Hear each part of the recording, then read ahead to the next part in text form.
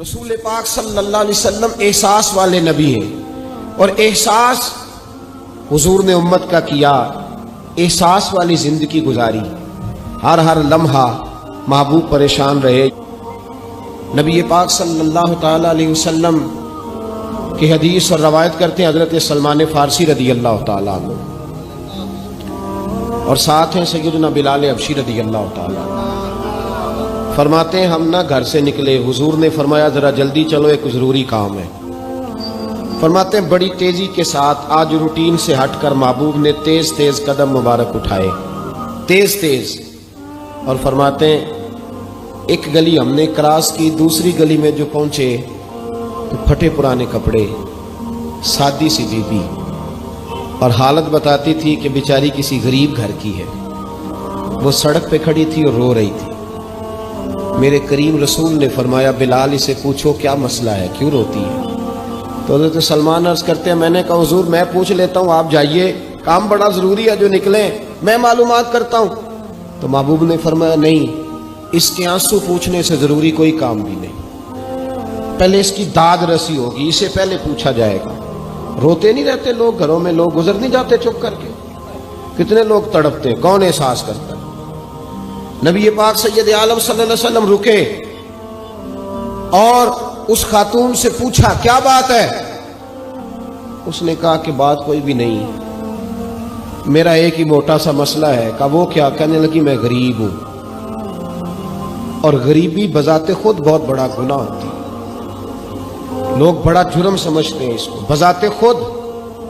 میں نے شروع میں کہا نا کہ مذہبی سٹیج کی بھی صدارت غریب آدمی نہیں کر سکتا، کیونکہ غریب جو ہوا جد کول دتھی ہونی انہیں نیڑے بہنا ہے نا جی، جد کول نہیں انہیں تو پیچھے جا کے بہنا اینڈ تے جد کول کہڑا دتھی ہے۔ اس سٹیج پہ بھی غریب آدمی کی صدارت نہیں ممکن ہو ہی نہیں سکتا۔ میرے رسول پاک سید عالم صلی اللہ تعالی علیہ وآلہ وسلم نے فرمایا پہلے اسے پوچھو کیا مسئلہ ہے۔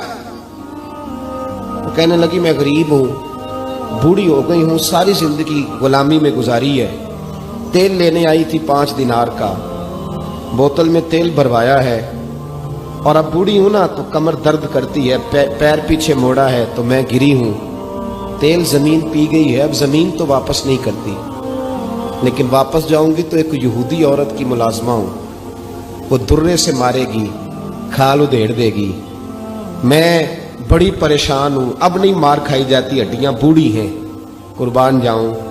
حضرت بلال کو حضور نے حکم دیا، فرمایا دوڑ کے گھر جا 5 دینار لا۔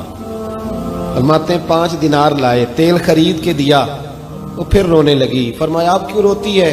اس نے کہا بتایا نا غریب ہوں، غریب کا جرم کوئی نہیں ہوتا، لیکن پیس دیا جاتا ہے، پھر بھی مار تو اب بھی پڑے گی، اب کیوں پڑے گی؟ تو عرض کرنے لگی محبوبہ مار اس لیے پڑے گی کہ دیر سے کیوں آئی ہے۔ تو میرے کریم رسول اور وہ بی بی حضور ابھی آئے ہیں مدینہ طیبہ، امام یوسف صالحی فرماتے ہیں ابھی آئے تھے حضور، سبل الہدی والرشاد کے مصنف کہتے ہیں ابھی آئے تھے نبی پاک، وہ جانتی بھی نہیں تھی۔ تو سید عالم صلی اللہ تعالی علیہ وسلم نے فرمایا اچھا مار پڑے گی؟ کہا ہاں۔ او بھائی کونسلر جو کل آپ کو کہہ رہا تھا نا میں آپ کا خادم ہوں، کونسلر بے گناہ، بلکہ ہمارے SHO صاحب اگر چودھری پہ پرچہ آ جائے تو اس کو ٹیلی فون کر کے پوچھتے ہیں صاحب جی تہاڈے خلاف درخواست آئی ہے، کی کرنا ہے؟ تو غریب آدمی بیچارہ، اس کی غلطی یہ تھی کہ وہ غریب تھا تو اس نے ریڑھی لگا لی چوک میں، اس کو دبوچ کے لے گئے، تینوں پتہ نہیں اتنے نہیں کھلوئی دا، تو اس کے پاس کل انویسٹمنٹ ہی 5000 تھی، سارا لے گئے۔ پھر وہ کونسلر صاحب کے پاس چلا گیا، سر میرے نال چلے آ جائے ذرا میں تھانے جانا ہے۔ انہوں نے کہا گڈی کرائی آ، پیسے ہیں نہیں ایویں تھانے جائی دا ہے۔ اب وہ گاڑی لایا ہے، پتہ نہیں کہاں سے لایا ہے، تھانے پہنچا ہے، اور یہ ہے ہمارا حال کہ وہ SHO بھی بیٹھا ہے کرسی پہ اور کونسلر بھی کرسی پہ بیٹھا، اور وہ غریب پیروں میں بیٹھا ہے اور ہاتھ باندھ کے کہہ رہا میری ریڑھی دے چھڈو، میریاں 4 دھیاں نے تو میں شامی کھانا کھڑنا ہے۔ کدھر گیا امت کا وہ ذوق؟ ساری زندگی نعتیں سننے والوں بتاؤ تو صحیح نعت نے تاثیر کیا دی ہے روح؟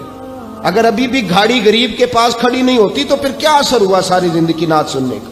میرے مصطفیٰ کریم سید عالم صلی اللہ تعالی علیہ وسلم نے فرمایا اس خاتون سے یہاں کونسلر ساتھ نہیں جاتا، کہتا ہے کر دیا ٹیلی فون، سویرے 9 بجے پہنچ جانا، اور کائنات کی سب سے معزز شخصیت حضرت سیدنا بلال حبشی رضی اللہ تعالیٰ عنہ فرماتے ہیں میرے نبی پاک نے فرمایا بی بی چل میں تیرے ساتھ چلتا ہوں.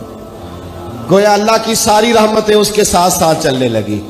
اور آگے آگے نہیں، ساری کتابیں پڑھ لو، وہ پھٹے پرانے کپڑوں والی بی بی آگے آگے اور اللہ کے کریم رسول پیچھے پیچھے. ساری گلیاں اس نے پھرائی، مدینے کی صحرا آ گیا. ایک دروازے پہ دستک دی سے مالکن آئی. وہ بی بی بعد میں کہتی ہے میں بھی بڑی ڈاڈی تھی، طاقت ہی نہیں تھی میرے سامنے کو کھڑا ہو سکے، لیکن جب میں باہر نکلی تو میں نے نور کے حالے میں لپٹی ہوئی ایک عظیم ہستی کو دیکھا.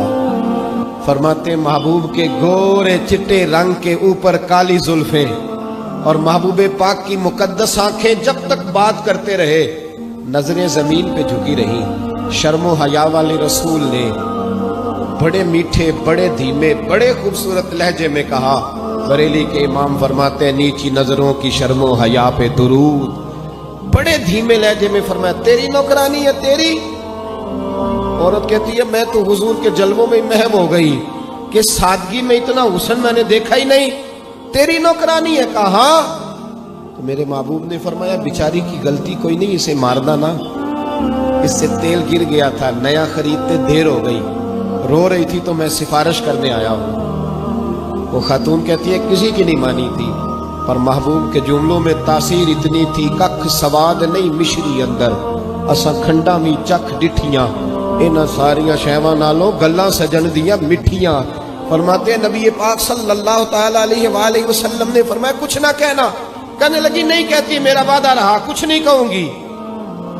اب میرے حبیب نے پھر نظر اٹھائی اور اس غریبنی کی طرف دیکھا اور فرمایا تو اگر کہے تو میں جاؤں، تو اگر کہے تو میں خود بھیک دے خود ہی کہے منگتے کا بھلا ہو، تو اگر کہے تو میں جاؤں. اس نے خراج پیش کیا تو چند آنسو گرائے. کہنے لگی محبوبہ جیسے بندہ نوازی. حضور نے رخ پھیرا. حضرت بلال کہتے میں پیچھے رہ گیا تو وہ دونوں بیبیاں دوڑ کے میرے پاس آئی. کہنے لگی بتا تو صحیح ہے کون، یہ بتا تو صحیح کون تھے. تو حضرت بلال کہنے لگی تم نہیں جانتے. جناب بلال فرمانے لگے یہی تو ہیں جنہیں اللہ نے سچا رسول بنا کے بھیجا ہے. بیبیاں دوڑ کے آئی. کہنے لگی محبوبہ دروازے تک آئے ہو تو خالی تو نہ لوٹاؤ، مہربانی فرماؤ ہمیں بھی کلمہ پڑھا دو. بھائی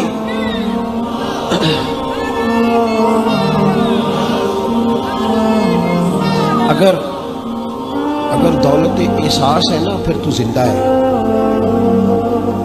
جو زندہ ہوتا ہے اس میں لچک ہوتی ہے، جو مر جاتا ہے وہ اکڑ جاتا ہے.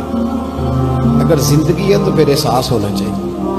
اگر تیرے اندر زندگی ہے تو پھر احساس ہے، اور اگر تیرے اندر احساس نہیں رہا نا تو پھر زندگی زندہ دلی کا نام ہے.